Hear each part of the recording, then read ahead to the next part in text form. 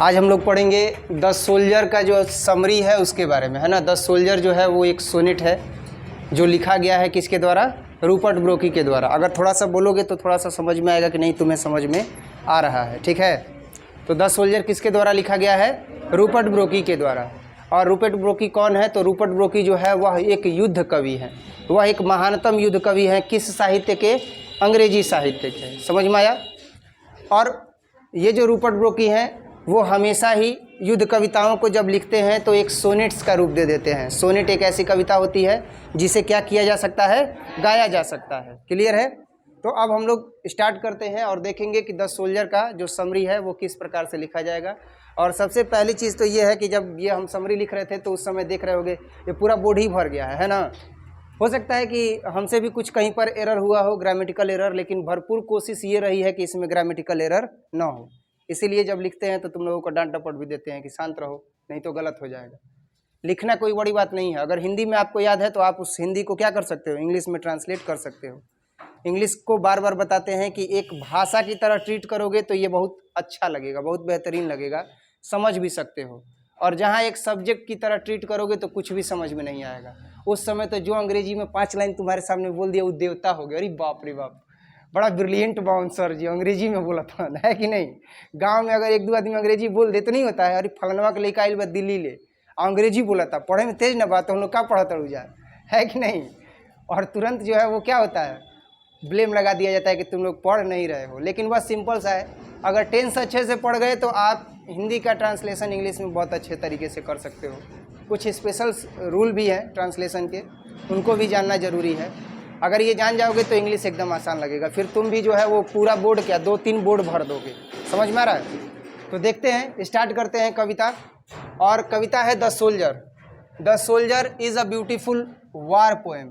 The soldier जो है वह एक बहुत ही सुंदर युद्ध कविता है। कौन सी कविता है, युद्ध कविता।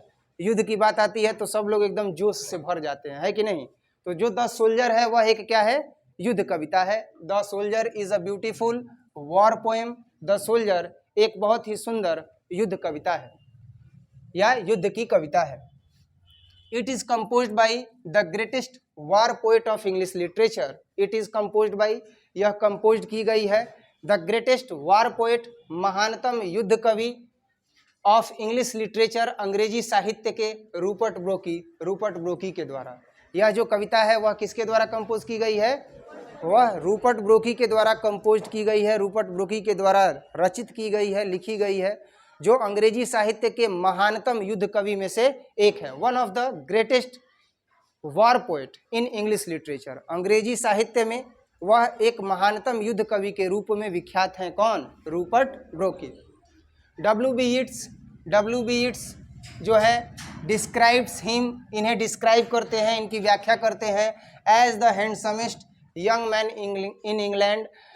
इंग्लैंड में सबसे युवा व्यक्ति के रूप में, सबसे सुंदर युवा व्यक्ति के रूप में W B Yeats Rupert Brooke को क्या करते हैं, व्याख्या करते हैं। अर्थात इनके बारे में कहते हैं कि इंग्लैंड में सबसे ज़्यादा युवा व्यक्ति जो सबसे आकर्षक है, सबसे सुंदर है, सबसे हैंडसम है, वो कौन है, रूपर्ट ब्रोकी है। और ये कहते कौन है, डब्ल्यू बी यीट्स कहते हैं। W B Yeats describe him as a handsomest young man in England. England में सबसे आकर्षक, सबसे सुंदर युवा व्यक्ति के रूप में डब्ल्यू बी यीट्स क्या करते हैं, इनकी व्याख्या करते हैं। Rupert Brooke inspired by patriotism. Rupert Brooke देशभक्ति की भावना से इंस्पायर्ड होते हैं, देशभक्ति की भावना से ओतप्रोत हो जाते हैं। इन the early phase of the first world war, प्रथम विश्व युद्ध के शुरुआती दौर में, प्रथम विश्व युद्ध के शुरुआती दौर में जो रूपर्ट ब्रोकी हैं वह देशभक्ति की भावना से ओतप्रोत हो जाते हैं। अभी किसी के अंदर देशभक्ति की भावना नहीं है, है ना।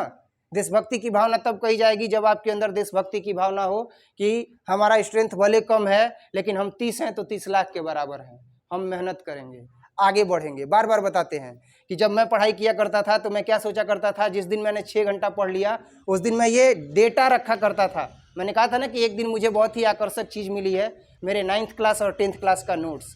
देखोगे तो चकरा जाओगे, इतना बेहतरीन नोट्स है। आजकल के बच्चे वैसा नोट्स बनाएंगे ही नहीं, अपने शब्दों में बनाए हैं, साइंस का हो, हिंदी का हो, सारे सब्जेक्ट्स का। और देखोगे तो लिखावट तो इतनी सुंदर है कि पूछो ही मत, बड़ाई नहीं कर रहे हैं। और जिस दिन पढ़ लिया करते थे 6 घंटा, उस दिन लिखा करते थे कि आज 600 लड़कों से आगे निकल गए।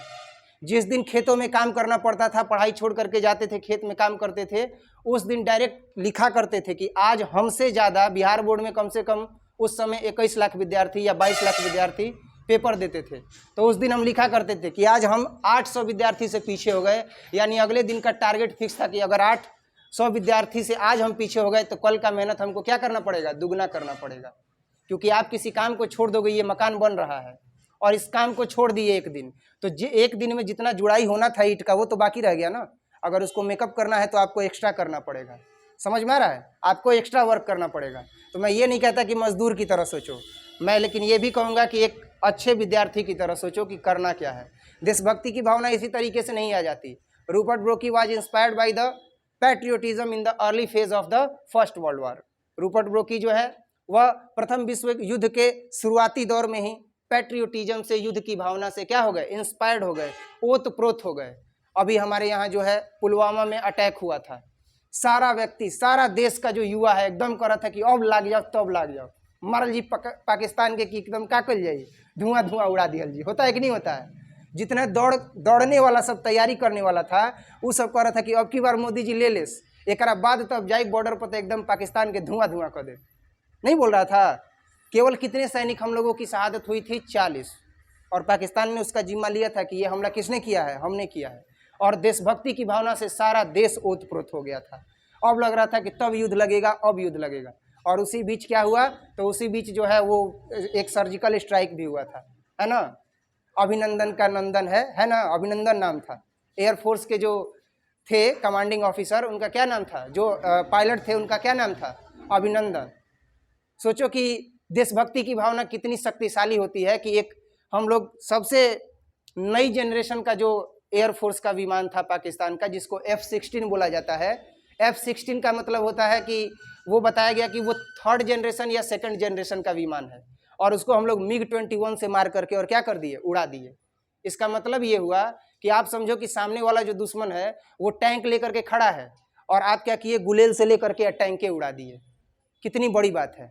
अमेरिका में मीटिंग हुआ था कि आखिर ये कैसे हो सकता है। तो जब देशभक्ति की भावना होगी, जान की बाजी लगा करके और देश की अस्मिता को अगर बचाना होगा, तो आदमी F-16 का मशीनों गन लेकर के धड़धड़ा देगा, तो F-16 क्या हो जाएगा, गिर जाएगा। समझ में आ रहा है? तो देशभक्ति की भावना तब जागृत होती है जब क्या होता है, युद्ध का माहौल होता है। युद्ध के माहौल में बूढ़ो होता है तो कहता है लाठी लेकर के चलो जाओ बॉर्डर पर, मार के हो जाओ, है कि नहीं। तुरंत ऐसा सब भावना आता है। जो बूढ़ा होता है वो भी जोश में आ जाता है। तो प्रथम विश्व युद्ध तो 4 साल में चला था, द्वितीय विश्व युद्ध भी कितना साल चला, 4 साल चला था। सारे दुनिया के जितने भी देश थे वो सब उसमें पार्टिसिपेट लिए थे, और इंग्लैंड उसमें मुख्य था, और ये इंग्लैंड के ही थे। तो इनके अंदर जो पैट्रियोटिज्म की भावना है वह प्रथम विश्व युद्ध के दौर में, यानी कि प्रथम विश्व युद्ध की शुरुआत हुई थी, तभी यह एकदम ओतप्रोत हो गए थे। और ये क्या कर रहे थे, ये कविता लिखना प्रारंभ किए। एक सैनिक के रूप में तो ये ज्वाइन कर लिए अपनी आर्मी को, ब्रिटिशर्स आर्मी को, और उसके बाद इन्होंने कविताएं लिखी, गाने वाली कविताएं लिखी, जिसे सोनेट कहा जाता है। तो ये क्या है कि Rupert Brooke inspired by patriotism. Rupert Brooke patriotism से इंस्पायर्ड हुए, देशभक्ति की भावना से इंस्पायर्ड हुए in the early phase of the first world war. प्रथम विश्व युद्ध के शुरुआती क्षणों में, प्रथम विश्व युद्ध के शुरुआती क्षणों में वो क्या हुए, तो वो युद्ध की भावना से इंस्पायर्ड हो गए। एक्चुअली असल में the soldier is a beautiful sonnet. The soldier जो कविता है वह एक बहुत ही सुंदर गाए जाने वाली कविता है, सोनेट है। It can be sing very well, इसे अच्छे तरीके से गाया जा सकता है, but no one can sing, लेकिन कोई गा नहीं सकता है इन इंडिया, है ना, इंडिया में। लेकिन गाया भी जा सकता है, ये कैन का यूज नहीं कर सकते हैं, अगर प्रैक्टिस करेंगे तो गा सकते हैं। जनरली टीचर लोग गा करके बताते नहीं है, थोड़ा बहुत तो कल हम गाए भी थे, लेकिन उतना भी कोई गा करके नहीं बताता है ना। तो ये क्या है कि it can B sings very well, यह अच्छे तरीके से गाई जा सकती है। जनरली आमतौर पर Rupert ब्रोकी always remembered, Rupert Brooke को हमेशा ही याद किया जाता है एज अ वॉर पोएट, एक युद्ध कवि के रूप में। Rupert Brooke is always remembered as a war poet. Rupert Brooke को हमेशा याद किया जाता है एक युद्ध कवि के रूप में, फॉर हिज 5 वॉर सोनेट्स, उनके 5 युद्ध कविताओं के लिए, उनके 5 युद्ध कविताओं के लिए, उनके 5 सोनेट्स के लिए उनको क्या किया जाता है, तो एक युद्ध कवि के रूप में हमेशा ही याद किया जाता है। In which the soldier is undoubtedly जिसमें द सोल्जर निस्संदेह रूप से इज द बेस्ट, बहुत बेहतरीन है, एंड मोस्ट एंथोलॉइज्ड, और यह जो है वह बहुत ही सुंदर काव्य संग्रह है। किनकी? रूपर्ट ब्रोकी की। रूपर्ट ब्रोकी की यह जो कविता है द सोल्जर वह बहुत ही बेस्ट है और यह मोस्ट एंथोलाइज्ड है, यानी सबसे अच्छी इनकी काव्य संग्रह है। ठीक है, अब स्टार्ट करते हैं कविता को। ये तो अबाउट द पोएट हो गया, अब कविता के बारे में जानेंगे। The poem starts by the patriotic feelings of greatest war poet Rupert Brooke. जो कविता है वह प्रारंभ होती है, द पोएम स्टार्ट्स, कविता प्रारंभ होती है बाय द पैट्रियोटिक फीलिंग्स, देशभक्ति की भावनाओं के साथ, ऑफ ग्रेटेस्ट वॉर पोएट, महानतम युद्ध कवि रूपर्ट ब्रोकी के महानतम जो कवि हैं उनके देशभक्ति की भावनाओं के साथ यह कविता क्या होती है? प्रारंभ होती है। ही सेज दैट, वह कहते हैं कि if I should die in war zone, अगर मेरी मृत्यु कहाँ हो जाती है? वॉर जोन में हो जाती है, बैटल एरिया में हो जाती है। बैटल एरिया मतलब युद्ध भूमि, युद्ध क्षेत्र। वॉर जोन मतलब युद्ध का क्षेत्र, बैटल एरिया मीन्स युद्ध का क्षेत्र। तो ही सेज दैट, वह कहते हैं कि इफ़ आई शुड डाई, अगर मेरी मृत्यु हो जाती है, इन वॉर जोन में, एंड ब्यूरिड देयर, और मुझे वहाँ दफना दिया जाता है, in the corner of foreign field, विदेशी सरजमी के कोने पर, विदेशी सरजमी के कोने पर अगर मुझे दफना दिया जाता है, या विदेशी सरजमी के कोने में मुझे दफना दिया जाता है अगर मेरी मृत्यु हो जाती है। कहाँ? वॉर जोन में। That is for ever for England, तो वो हमेशा के लिए इंग्लैंड का हो जाएगा। ये कहते हैं कि अगर युद्ध भूमि में मेरी मृत्यु हो जाती है, युद्ध क्षेत्र में अगर मेरी मृत्यु हो जाती है, तो अगर मुझे वहाँ दफना दिया जाएगा तो विदेशी सरजमी के जिस कोने पर मुझे दफनाया जाएगा, वो छोटा सा कोना जहाँ मुझे दफना दिया जाएगा, वह हमेशा के लिए कहाँ का हो जाएगा? इंग्लैंड का हो जाएगा। ही स्टेटस दैट, वह कथन देते हैं, वह स्पष्टीकरण देते हैं, फॉर दिस स्टेटमेंट, इस कथन के लिए। ही स्टेटस दैट, वह स्पष्टीकरण देते हैं, फॉर दिस स्टेटमेंट, अपने इस कथन के लिए। He presents himself as a richer dust, वह खुद को प्रस्तुत करते हैं एक समृद्ध धूल कण के रूप में। ही प्रेजेंट्स, वह प्रस्तुत करते हैं हिमसेल्फ, खुद को, as a richer dust of England, England के एक समृद्ध कण के रूप में, इंग्लैंड के एक समृद्ध डस्ट के रूप में, धूल कण के रूप में। अ डस्ट होम इंग्लैंड बोर, एक ऐसा धूल कण जिसे किसने जन्म दिया? इंग्लैंड ने जन्म दिया। एक ऐसा धूल कण, ए डस्ट होम इंग्लैंड बोर, एक ऐसा धूलकण जिसे इंग्लैंड ने जन्म दिया, सेप्ड, आकार दिया, मेड अवेयर, और चेतना जागृत किया, and gives her flower to love, और अपने पुष्पों को दिया प्रेम करने के लिए, अपनी जनता को दिया प्रेम करने के लिए। एक ऐसा धूलकण जिसे किसने आकार दिया? इंग्लैंड ने आकार दिया। एक ऐसा धूलकण जिसने किसने चेतना जागृत की? तो इंग्लैंड ने चेतना जागृत की। And gives her flower to love, और अपने पुष्पों को दिया है, gives her flowers to love, अपने पुष्पों को दिया है क्या करने के लिए? प्रेम करने के लिए। अपनी जनता को दिया है क्या करने के लिए? प्रेम करने के लिए। एंड हर वेज टू रोम, और अपने रास्तों को दिया है भटकने के लिए, चलने के लिए, टहलने के लिए। ही सेज दैट, वह कहते हैं कि अ बॉडी, एक शरीर, who is always breathing in English air, एक ऐसा शरीर जिसने हमेशा ही श्वास लिया है, जिसने हमेशा ही सांस लिया है, in English air, and bless by English sun, और हमेशा ही आशीर्वाद पाया है इंग्लिश सन से, अर्थात इंग्लैंड के सूर्य से। अर्थात इंग्लैंड देश में जो सूर्य उगता है, ऐसा इनका मानना है कि जो इंग्लैंड देश में सूर्य दिखाई देता है वो इंग्लैंड का सूर्य है। ये देशभक्ति की भावना है, समझ में आ रहा है। और ये कहते हैं कि जो हवाएं बहती हैं इंग्लैंड में, वो कहाँ की हवा हो गई? इंग्लैंड की। इसी तरीके से तो हम लोग भी कहते हैं कि है प्रीत जहाँ की रीत सदा, मैं गीत वहीं का गाता हूँ, भारत का रहने वाला हूँ, भारत की बात सुनाता हूँ, कहा जाता है ना। उसी तरीके से ये भी क्या करते हैं, ये कहते हैं कि जो हवा बह रही है वो क्या है? इंग्लैंड की हवा है। और जो वहाँ पर सूर्य है वो कहाँ का है? इंग्लिश सन है।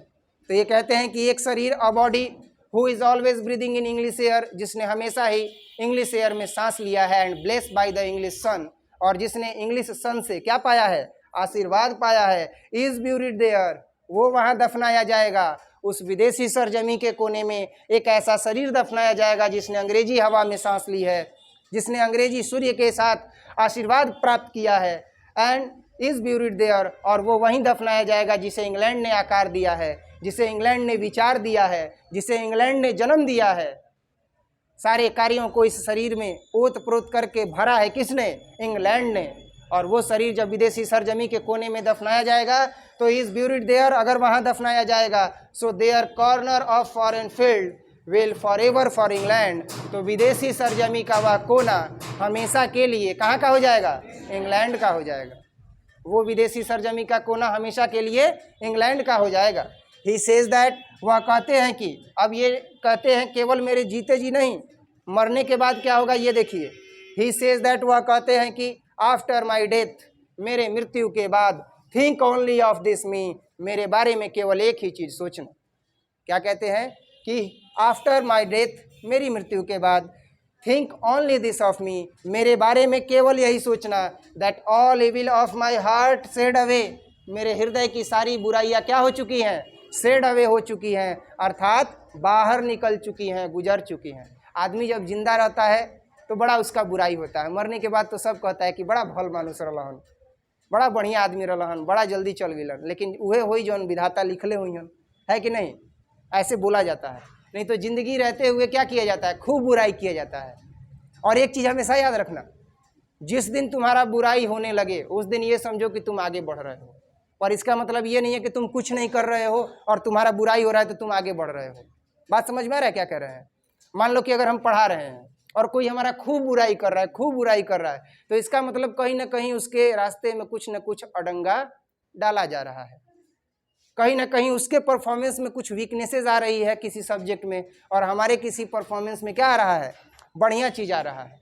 तब वो क्या करेगा? जब व्यक्ति अपने आप में सुधार नहीं करता है, जब व्यक्ति अपने आप को उस मेहनत के काबिल नहीं बनाता है, तो वो षड्यंत्र रचता है, वो आपकी बुराई का सबसे पहले रास्ता चुनता है, वो आपकी बुराई करना प्रारंभ करेगा। पहले हम बहुत ज़्यादा विचलित हो जाया करते थे, पर हमारे कुछ शुभ चिंतक नहीं, हमारे साथ रहने वाले जो एजेड लोग हैं उन्होंने समझाया, पहले बहुत विचलित होते थे, अब नहीं होते हैं। अगर बुराई होता है तो ये समझ में आता है कि क्या हो रहा है, इसका मतलब कि हमारे काम का प्रभाव उस पर पड़ रहा है, उस पर हो रहा है।